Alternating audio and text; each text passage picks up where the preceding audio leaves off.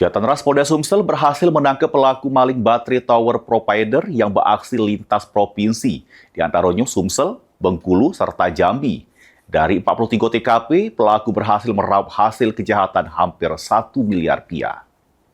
Banyak. 34 dan 34 Iko.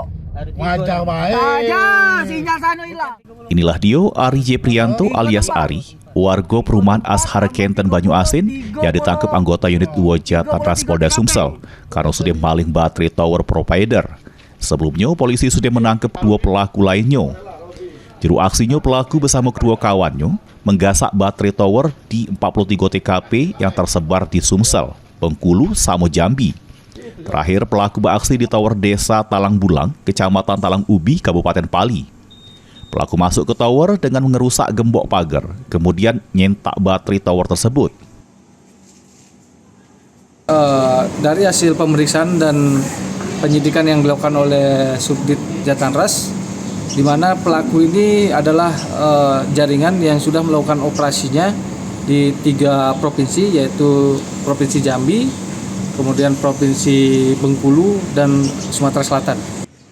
Sementara itu, pihak pengelola tower provider mengapresiasi Polda Sumsel karena sudah mengungkap kasus hilangnya baterai tower.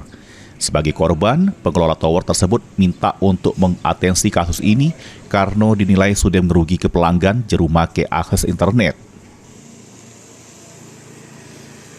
Curi ini sudah merugikan banyak perusahaan, apalagi di zaman era digital ini, sinyal atau jaringan telekomunikasi ini sudah kepentingan masyarakat, seperti anak sekolah, instansi pemerintah, bahkan kepolisian pun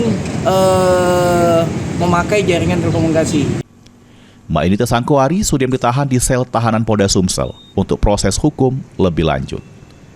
Mulyadi, PAL TV.